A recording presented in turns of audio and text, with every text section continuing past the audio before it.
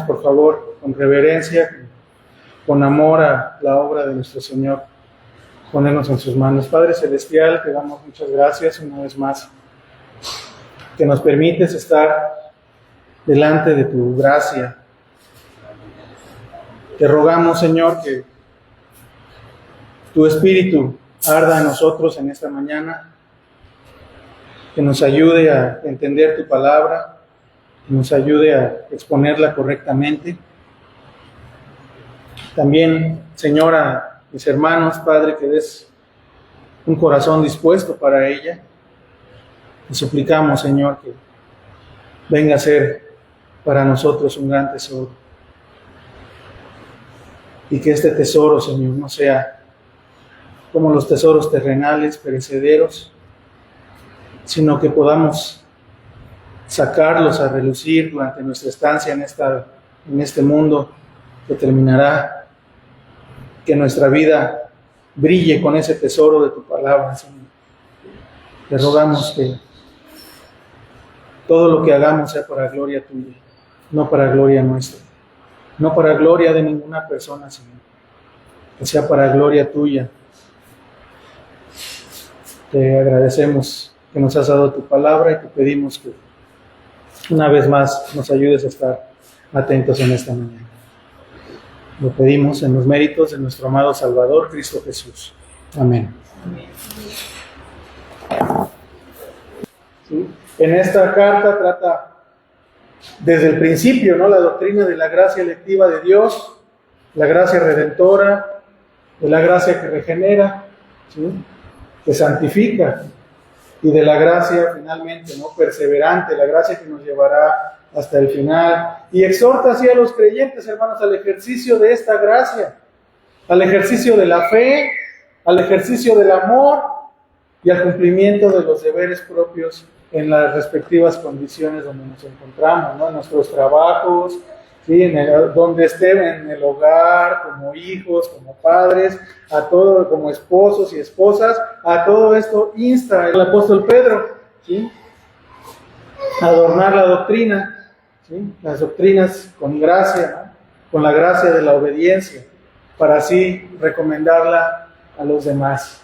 Si recomendamos con nuestra boca y no hacemos lo que decimos, entonces es difícil, ¿no?, que alguien vea algo bueno en lo que estamos diciendo.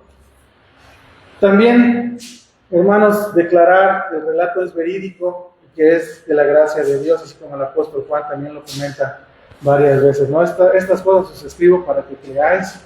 Así él lo escribe para que sepamos que es verídica la gracia en la que estamos.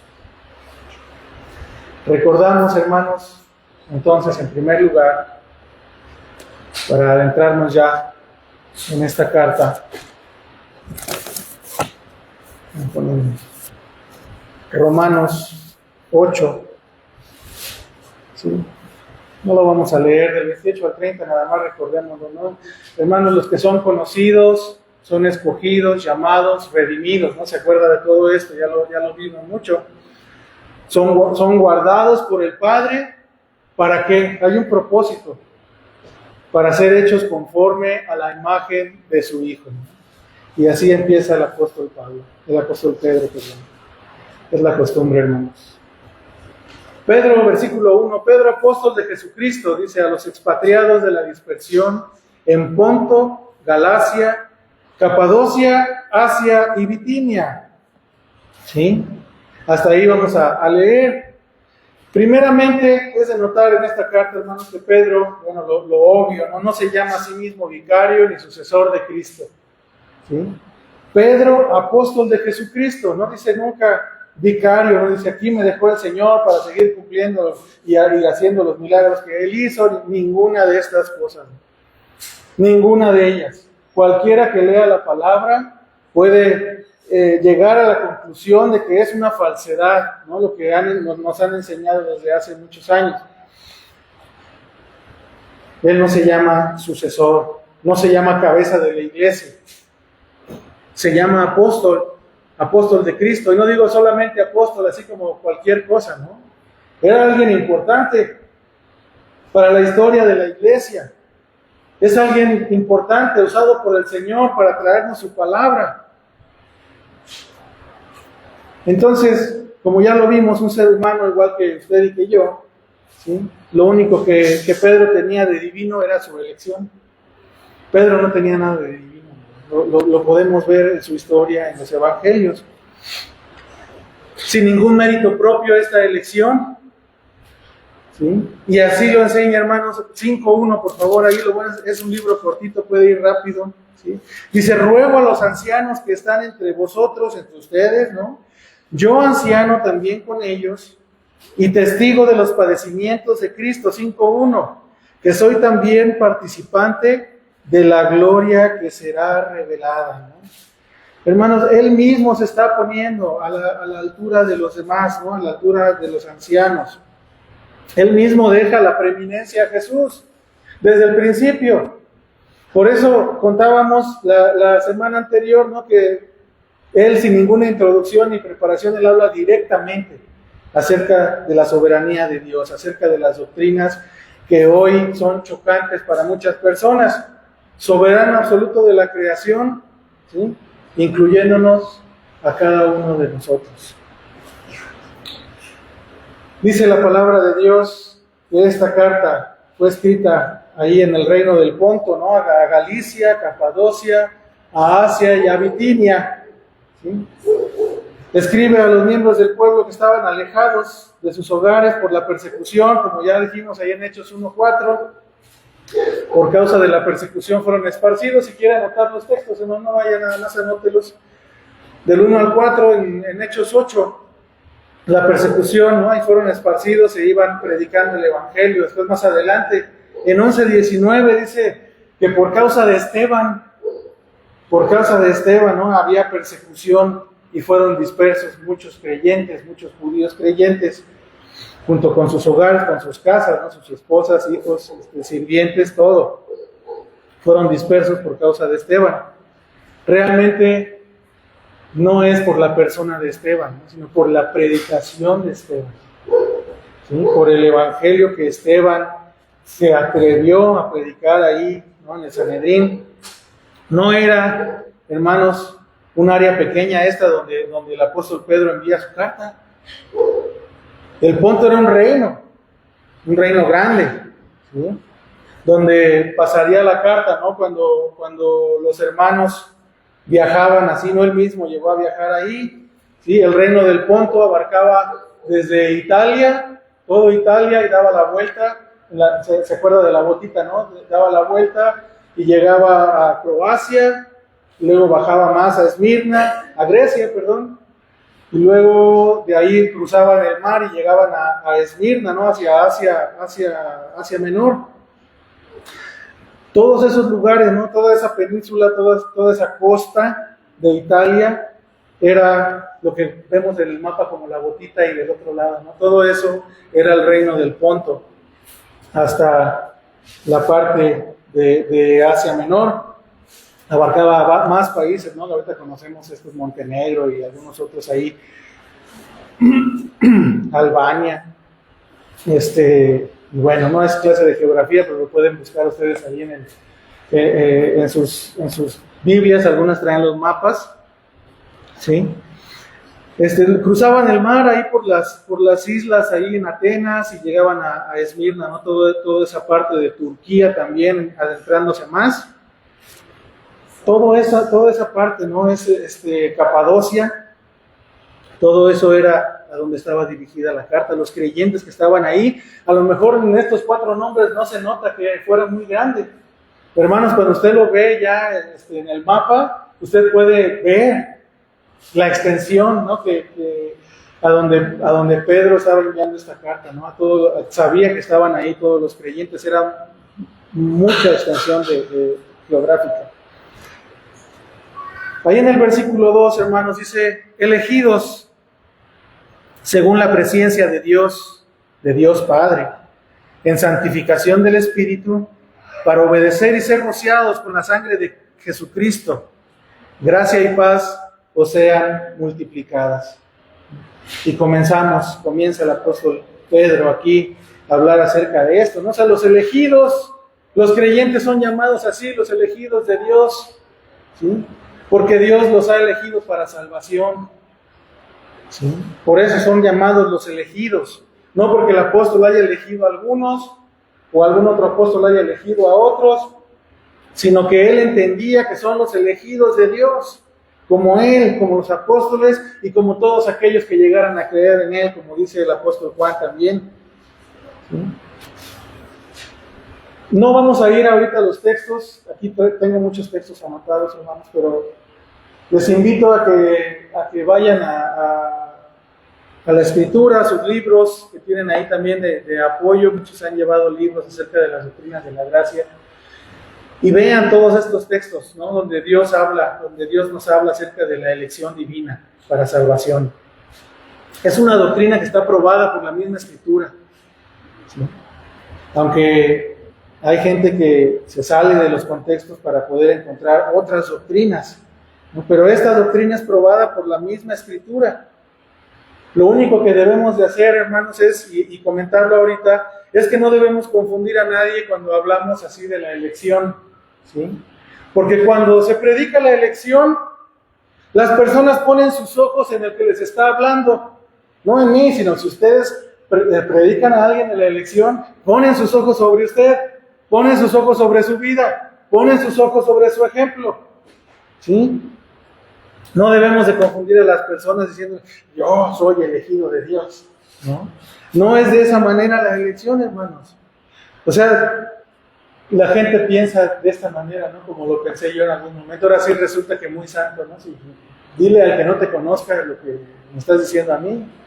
Yo te conozco, ¿no? Te conocí hace años y sé que eres así, así, así, así.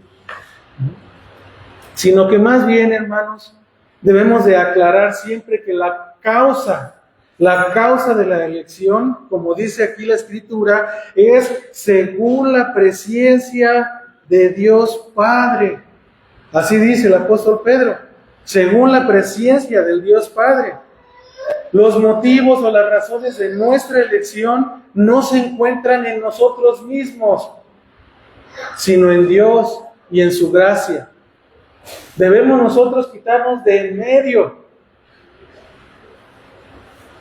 y dejar que las personas vean la obra de Cristo, predicar correctamente el Evangelio. En Efesios 2, 4, no dice 4 y 5, pero Dios, que es rico en misericordia por su gran amor con que nos amó, estando aún muertos en delitos y pecados, nos dio vida. Dice así, juntamente con Cristo. Y luego añade ahí entre paréntesis, por gracia sois salvos. ¿Sí? Nadie se ha dado vida a sí mismo. ¿Sí? En Mateo, recuerda usted la oración de Cristo Jesús, no te alabo, Padre, Señor del cielo y de la tierra, que has ocultado estas cosas. ¿A quiénes? A los sabios. Dice, a los sabios las has revelado. A los niños, no a los entendidos, y a los sabios las revelaste a los niños. ¿Por qué? Da mismo la razón ahí el Señor, ¿no? 11, 25 y 26, porque así te agradó, ¿no? Así tú quisiste. Primera de Juan 4:10, ahí más adelantito, ¿sí? Nos dice que en eso consiste el amor, que no en que nosotros hayamos amado a Dios, sino que Él nos amó primero. Él hizo la obra, dice, envió a su Hijo en propiciación por nuestros pecados. Esa es la realidad de la elección. Él nos escogió. No tuvo nada que ver con nosotros. La causa de la elección es el amor de Dios, no nuestros hechos, no lo que hayamos hecho, ni lo que hagamos ahorita, ni las obras que nosotros hagamos, hermano. No, Dios me escogió para que viniera y les predicara en esta mañana. No, hermano, si yo no estuviera aquí, otra persona vendría y predicaría aquí en este lugar. Entonces, no es de nosotros. Dios conoce, como dice Romanos, porque Él preordena. Él elige, Él preordena. Esa es primeramente la causa, ¿no? Ahora, los medios, hermanos, de esta elección, los medios que Dios utiliza para llevar a cabo ese designio, el designio divino, son la santificación del Espíritu y la fe en la verdad, como lo dice aquí. La fe en el Espíritu, perdón, la fe en la verdad, la fe en la verdad. Está Segunda de Tesalonicenses, vaya por favor, para no parafrasear. Segunda de Tesalonicenses, capítulo 2.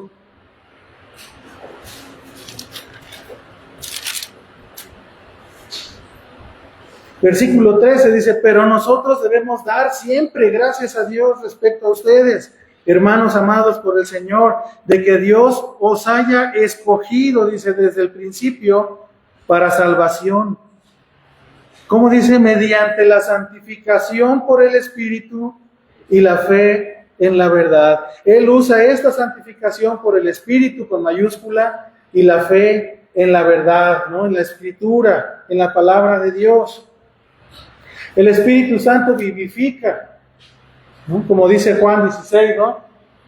Vivifica, trae a la mente, al alma, la revelación del pecado, de justicia y de juicio de cada uno de los que va a convencer de la verdad. Revela después de esto a Cristo como Salvador en el corazón de los hombres, como lo hizo con Pedro, ¿sí?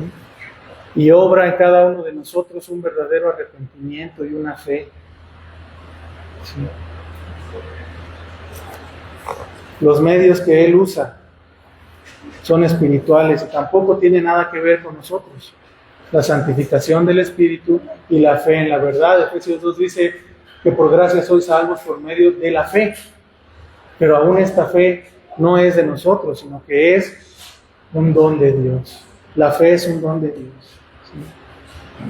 El tercer punto es que la finalidad o la meta de la elección, hermanos, no es simple y sencillamente que usted o yo vayamos al cielo. La finalidad de la elección es la obediencia a Cristo, como dice ahí otra vez Primera de Pedro, ¿no? Para obediencia, y Segunda de Tesalonicenses, ¿no? Para la obediencia, para la santificación. La meta es ser limpiados, justificados y limpiados, ¿no? A través de su sangre y de la obra continua y perpetua de Dios en nosotros. La elección es parte de la salvación, pero no es la salvación completa, ¿sí? Dios usa estos medios de la santificación para llevarnos en este mundo a la perfección y la santificación final, ¿no? La glorificación para llevarnos a Cristo. Hermanos, esto es algo interesante, ¿no? Porque a veces olvidamos, hermanos, que realmente hay un deber y un esfuerzo en el creyente. No es simplemente ya soy convertido, ya hago todas las cosas con gusto. Hay un esfuerzo y una batalla en contra del pecado en nuestras vidas que nos llevan a sufrir a veces fuertemente. Porque la meta del enemigo es destruir todo lo que Dios ama. Dios ama a sus hijos, ama a Cristo y a todos los que están en Él. Entonces habrá enemigos que quieren destruirnos. Satanás en primer lugar, el pecado y la muerte. Dice la Escritura, ser rociados con la sangre de Jesucristo, en santificación del Espíritu para obedecer, y ser rociados con la sangre de Jesucristo. Este ser rociados, hermanos, nos da a entender que el apóstol Pedro sabía muy bien lo que quitaba el pecado, ¿no? En el Antiguo Testamento. Era la sangre del Cordero, la sangre del rociamiento. ¿Sí? Nosotros entendemos que cuando decimos Cristo es nuestra Pascua, ¿de qué estamos hablando? A veces nos equivocamos, hermanos, tanto bombardeo del mundo. No, Cristo es nuestra Pascua, nos imaginamos al conejito de Pascua, que tantas cosas, así como en la Navidad, y puras mentiras en este mundo, ¿no? Entendimos que es un sacrificio vicario. alguien puro sacrificado, ¿no?, por nosotros. Ese es el rociamiento de la sangre, cubiertos de la sangre de Cristo, del justo. En los versículos 3 y 4 dice: bendito el Dios y Padre de nuestro Señor Jesucristo, que según su grande misericordia nos hizo renacer para una esperanza viva por la resurrección de Cristo de los muertos, para una herencia incorruptible, incontaminada e inmarcesible, dice la Escritura. Quiere decir que no se marchita, ¿no? Esto es inmarcesible, reservada en los cielos para nosotros, reservada para vosotros, dice la Escritura. Este es el ejemplo de sacrificio, ¿no?, de alabanza que se menciona cuando en Hebreos se hace la mención de los sacrificios, una sola vez y para siempre. Y cada vez que el apóstol Pablo, ¿no?, en sus cartas también habla acerca de esta gracia electiva, estamos hablando de esa gracia, ¿sí? Bendice o alaba a Dios, ¿no?, así como en Efesios 1, del 3 y 4, ¿no?, dice: bendito sea el Dios y Padre de nuestro Señor Jesucristo, bendiciones al Señor, que nos bendijo con toda bendición espiritual en los lugares celestiales en Cristo.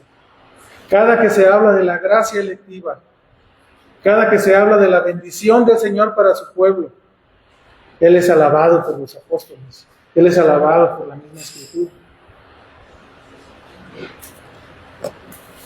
Y bueno, entonces, en esta parte, hermanos, una herencia, dice: bendito Dios y Padre de nuestro Señor Jesucristo, que según su grande misericordia nos hizo renacer para una esperanza viva, ¿no? Otra vez el término renacer, que es lo mismo que la regeneración, nos hace renacer a una esperanza viva por la resurrección de Jesucristo de los muertos.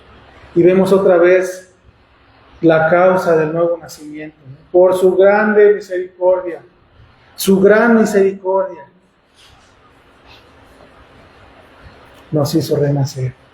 Es la causa del nacimiento, el amor de Dios, la misericordia de Dios.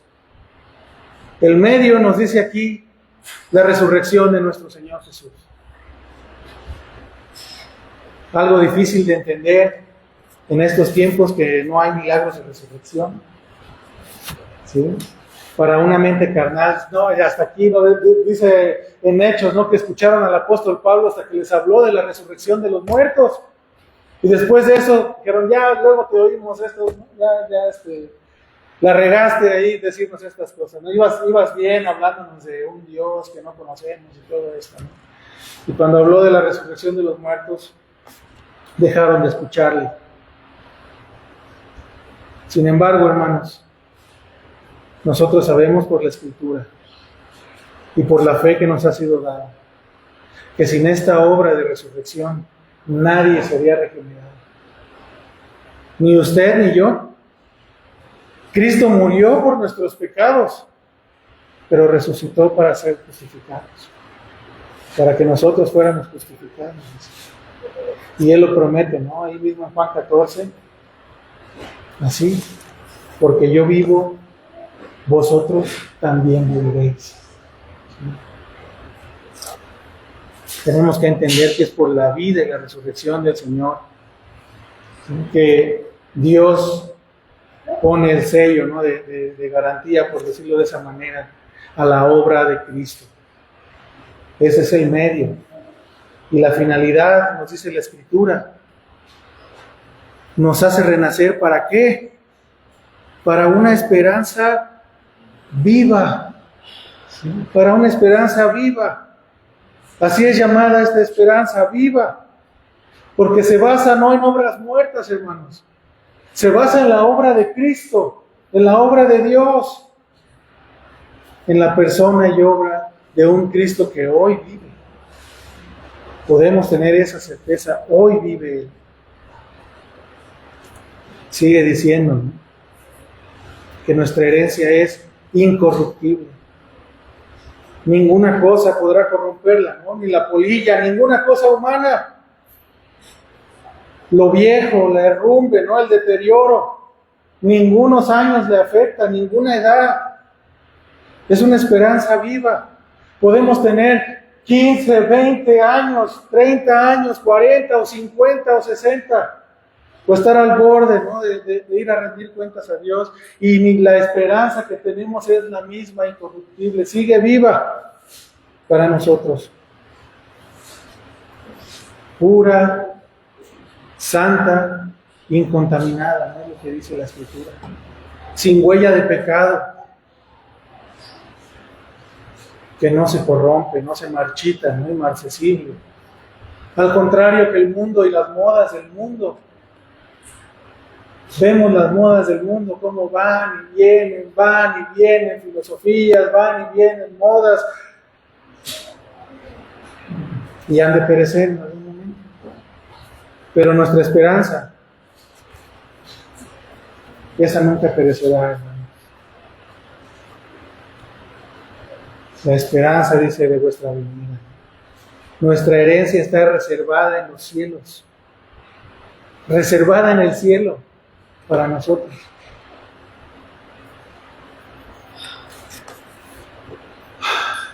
Les dijo el Señor Jesús a los apóstoles otra vez en Juan 14: si me fuere y os preparare el lugar, vendré otra vez y os tomaré a mí mismo. Os tomaré a mí mismo, para que donde yo estoy, vosotros también estéis. Él regresará y nos tomará a Él, y estaremos donde está Él. Vosotros, dice el versículo 5, ¿no? Bueno, el 4, terminando el 4 y el versículo 5, que es para nosotros, para vosotros, dice, que sois guardados por el poder de Dios mediante la fe, para alcanzar la salvación que está preparada para ser manifestada en el tiempo postrero. Y vemos que en tan poquitos versículos el apóstol tiene esta visión completa de la gracia de Dios. Tiene la visión completa, ¿no? Desde que el ser humano es inmerecedor hasta que sois guardados por el poder hasta el final. Seremos guardados por el poder hasta el final. No sé si decir mal llamadas, pero por decir esto, ¿no? Las llamadas doctrinas calvinistas, ¿sí? Mejor llamadas las doctrinas bíblicas de la gracia de Dios, ¿no? Son así. Así tenía toda esa visión el apóstol Pedro. Al final, en este versículo 5, la preservación y la perseverancia de los creyentes. Somos guardados por Dios el Padre, guardados por Él e impulsados para perseverar. Hermanos, nuestro Señor Jesucristo, nuestro Dios, Él asumió la responsabilidad de llevarnos hasta el final. Toda la responsabilidad cayó en Él. Redimir, guardar, como ya vimos en los estudios acerca de la salvación, ¿sí? Redimir, guardar, interceder y finalmente glorificar a su pueblo, llevarlo con el Señor, llevarlo con el Padre. Somos guardados mediante la fe que nos es dada. Guardados mediante la fe. No somos guardados en rebelión y en desobediencia, como muchos han querido hablar, ¿no?, en contra de estas doctrinas, de esta última sobre todo, ¿no?, de la perseverancia de los creyentes. Somos guardados no en rebelión, sino en obediencia, mirando a Cristo, viviendo por Él. Él nos alimenta. Nuestra salvación final y liberación viene por Él. La liberación del pecado, ¿no? Esa que dice que está lista para ser revelada.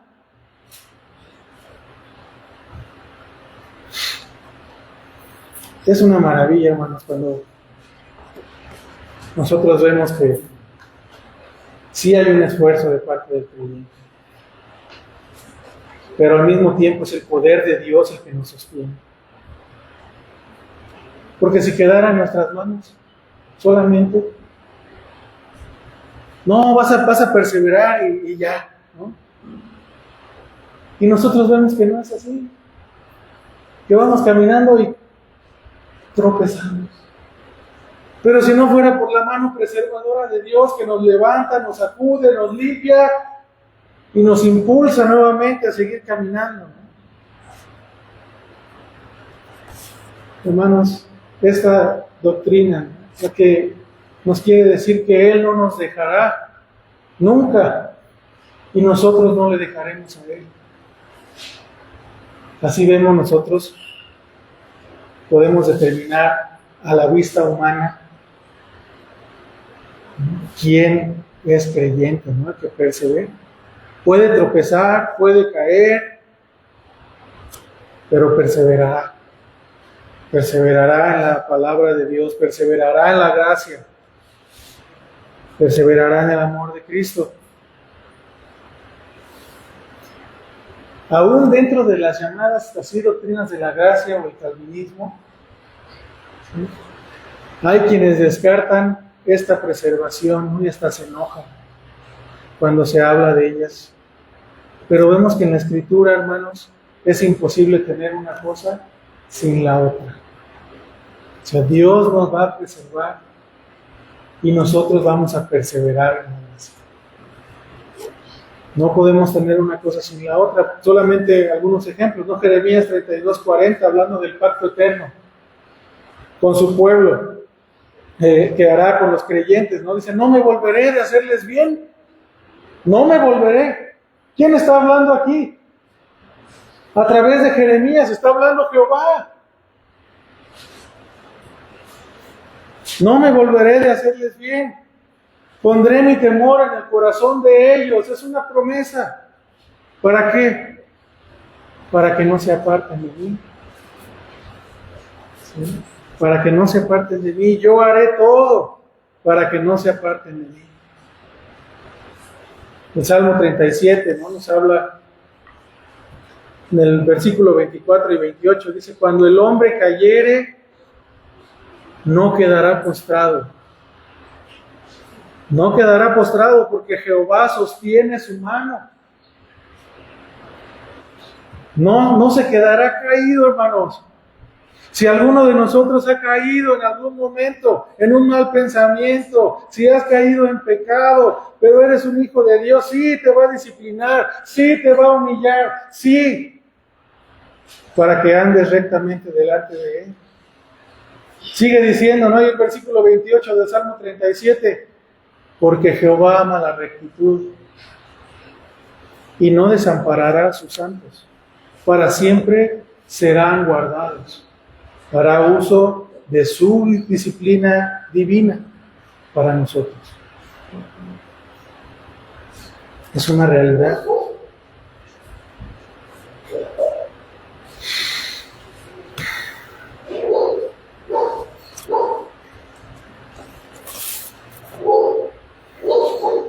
Somos Hebreos 3:6-14 nos dice,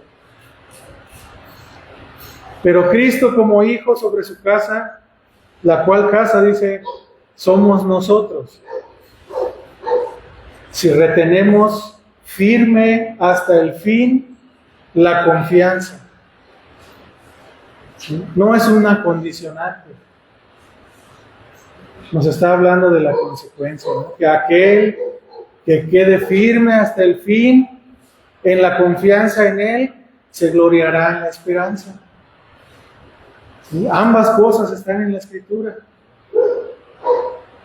El versículo 14 del capítulo 3 dice, porque participantes de Cristo somos hechos, estamos unidos con Él, con tal que conservemos firme hasta el fin el principio de nuestra confianza.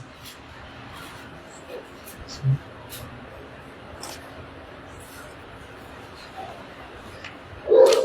Vamos a ver solamente estos 5 versículos, hermanos, y para terminar, solo unos comentarios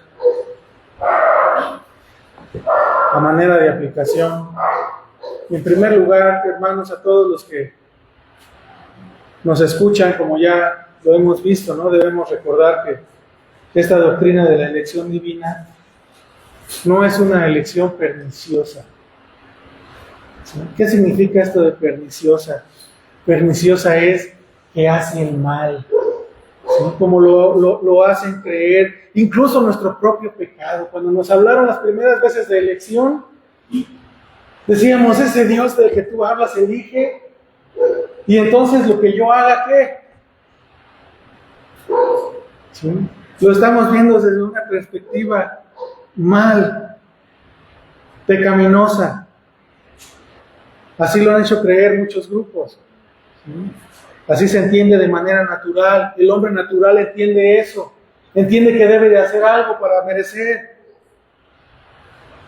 Pero los motivos de Dios, hermanos, están escondidos en Él mismo, en Dios mismo.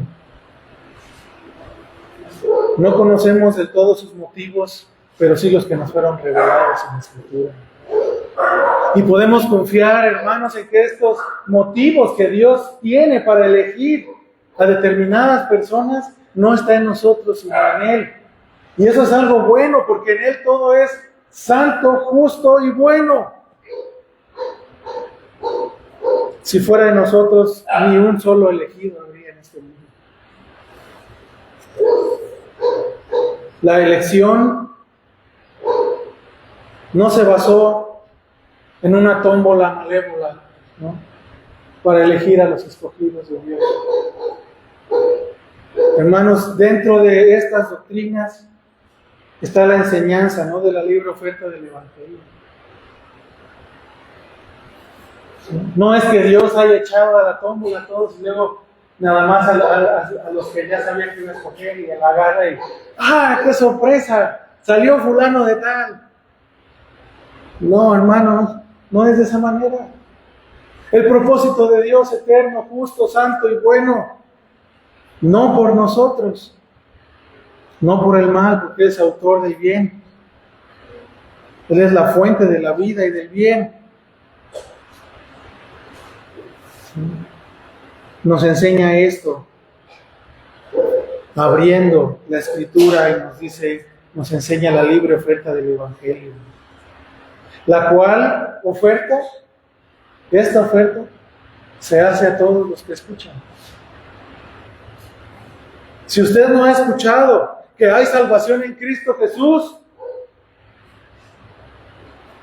¿acaso es así? ¿Acaso no ha escuchado que solamente a través de Él es el camino al Padre? ¿No ha escuchado eso? Me va a decir usted que quiere correr hacia la gracia y que Dios les ha detenido. No, tú no eres uno de los elegidos. Tú no eres elegido, entonces a la basura. Ese no es el Dios de la Biblia.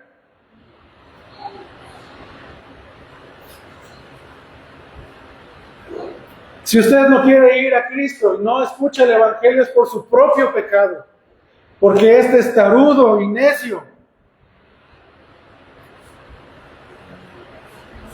Los motivos de Dios son justos, buenos y santos, y Él abre esta noticia a todo el mundo.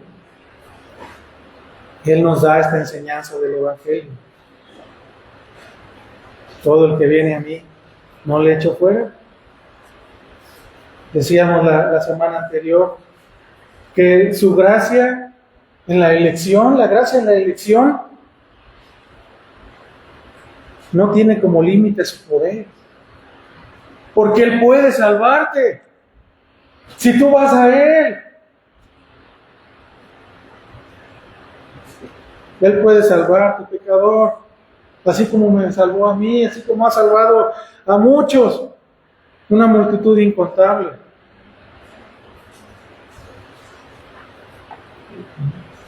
No está en su poder la limitante, sino en su decreto, decíamos.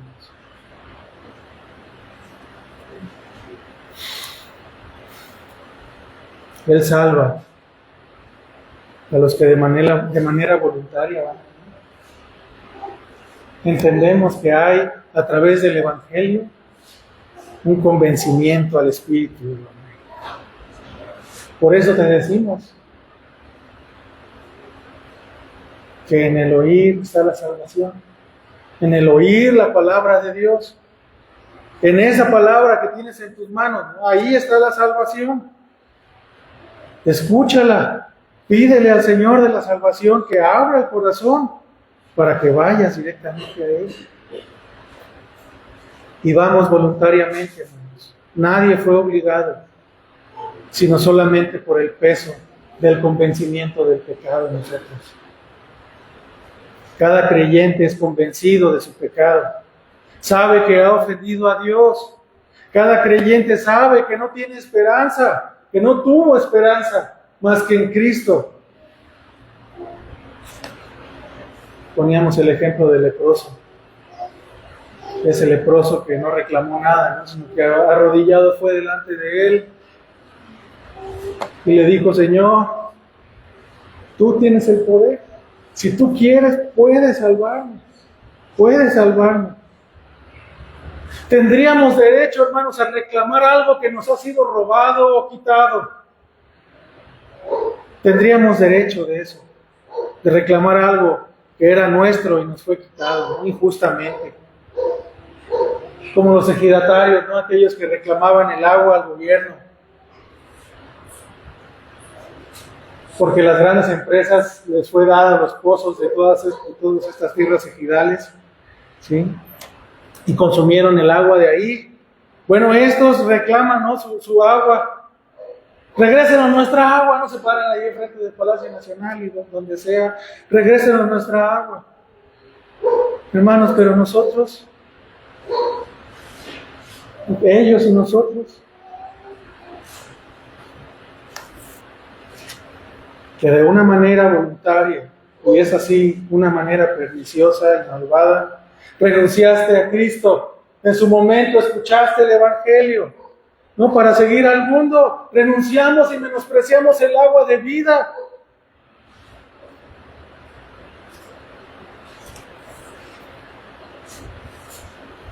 Y aquellos que dicen: no, yo no he menospreciado ninguna agua. Has escuchado el Evangelio y has dicho que no, o que después, o que ya cuando estés viejo, no, todavía me quedan muchos años de vida, ¿no? Así. Y si no has hecho ninguna de estas cosas, lo has menospreciado, no has menospreciado el agua de vida en tu cabeza representativa, Adán. Como representante. ¿Cómo reclamaremos, hermanos, si lo hemos despreciado de todas estas maneras? No estoy dando opciones: si no lo has hecho así, lo has hecho así. Lo hemos hecho en estas maneras. Despreciamos al Señor. ¿Cómo reclamaremos? ¿No? O sea, por eso el salmista cantaba, porque veía él, ¿no?, los siervos, y entonaba ese mismo lamento, ¿no?, en una voz humana, como el siervo brama, ¿no?, el Salmo 42, por las corrientes de las aguas, así clama por ti, oh Dios, el alma mía. El peso del pecado sobre la vida de cada creyente hace que clamemos de esta manera. Aquel que nos ha dicho que el que beba de esa agua no tendrá sed jamás. Danos de esa agua, ¿no? Es la súplica. En segundo lugar, la resurrección de Cristo, hermanos, es lo que celebramos hoy. La resurrección de nuestro Salvador.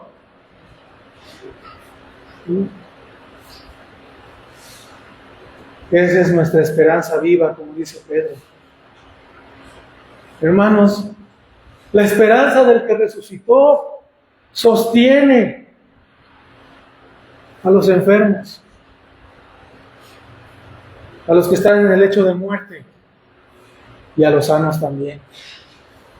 La esperanza viva sostiene a los que están en peligro y a los que están en bonanza. Sostiene también a los que son tentados, a los que les es puesta trampa, los que están luchando, ¿no? Son sostenidos por esta obra maravillosa de Cristo, de la resurrección de Cristo, la esperanza viva del que resucitó de los muertos. ¿Sí? El creyente vencerá también la muerte cuando Él venga y nos atraiga a Él. Mientras tanto, podemos estar ciertos que en la fe que nos ha dado, el espíritu que tenemos, nos va a llevar a luchar en contra del pecado que está dentro de nosotros, de la tentación que está alrededor, del dolor. Por eso debemos de recordarnos unos a otros, ¿no? Luchar. Lucha, hermano. Lucha, hermana. Es la lucha del creyente. Lucha con tu flojera. Lucha con tu carácter. Lucha con tu orgullo.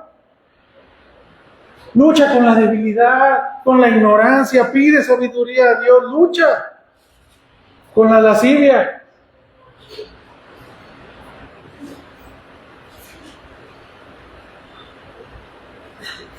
No cabe duda, hermanos, que el Señor tratará con nosotros.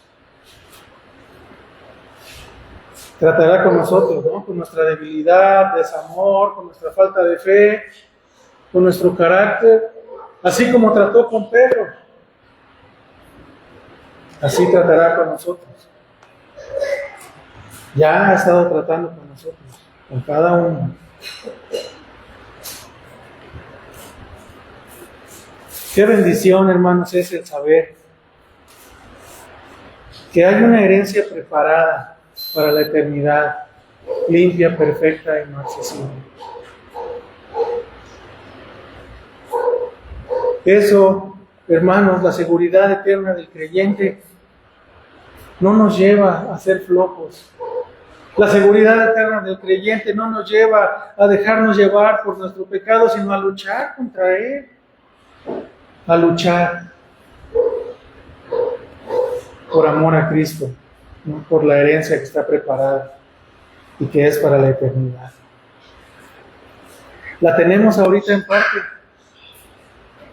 ¿Hay motivo de lucha? Sí hay motivo de lucha. No podemos decir, la obtendrás ya nada más cuando te mueras, ¿no? No, la Escritura nos habla de que la tenemos en parte. Y que si queremos tener una vida que dé testimonio de que esta obra ha sido de nosotros, tenemos que luchar.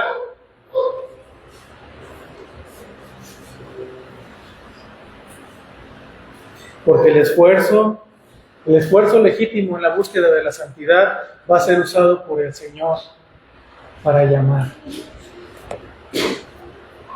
a otros. Es el Señor de los medios. Él hubiera podido transformar a todos, pero eligió llevarnos a la santidad y que a través de nuestra lucha, a través de la predicación con nuestra vida, con nuestro testimonio y con nuestras palabras,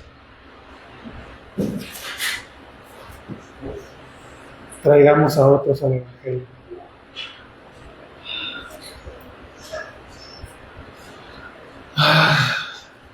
Terminamos, hermanos, diciendo que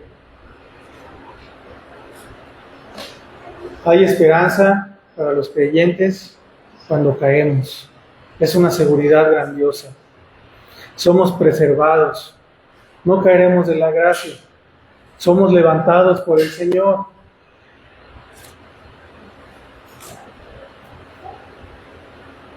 Si has perdido las ganas de luchar, la pregunta sería, ¿no quieres ser como tu Señor que te rescató? ¿No queremos ser como Cristo? Y hablábamos hace un rato de esto.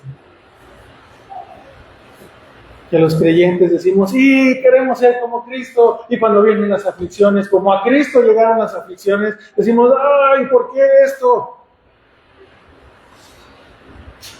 Hermanos, Cristo, nuestro Señor Jesús en su vida terrenal, no tuvo tiempos largos de bonanza como tenemos nosotros hoy. Y cuando tenía tiempos de bonanza, Él iba y hacía la voluntad de su Padre. Y eso le traía enemistad en este mundo. Entonces, preguntémonos eso. ¿Queremos o no ser como Cristo? Sabemos que la respuesta es que sí. Aquí traigo el lector de mentes. Estoy viendo que todos dicen que sí, quieren ser como Cristo. Entonces, debemos de alegrarnos, ¿no? Porque Él fue humillado más que ninguno. Él sirvió más que ninguno de los que estamos aquí, mucho más. Él obedeció más que nadie. Y ese de la vida perfecta fue el que resucitó para que esa obra fuera imputada a nosotros. Y en lugar de nuestros pecados, nuestro Padre Celestial viera a Cristo.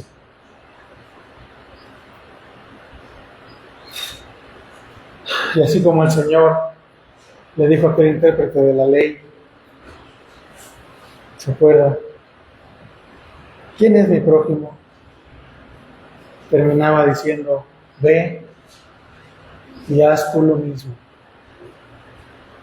Haz tú lo mismo. El Señor nos dé gracia, mis hermanos, para que hagamos lo que Él nos manda hacer. Señor, te damos gracias por tu palabra. Te damos gracias porque redarguye nuestras mentes, nuestros corazones.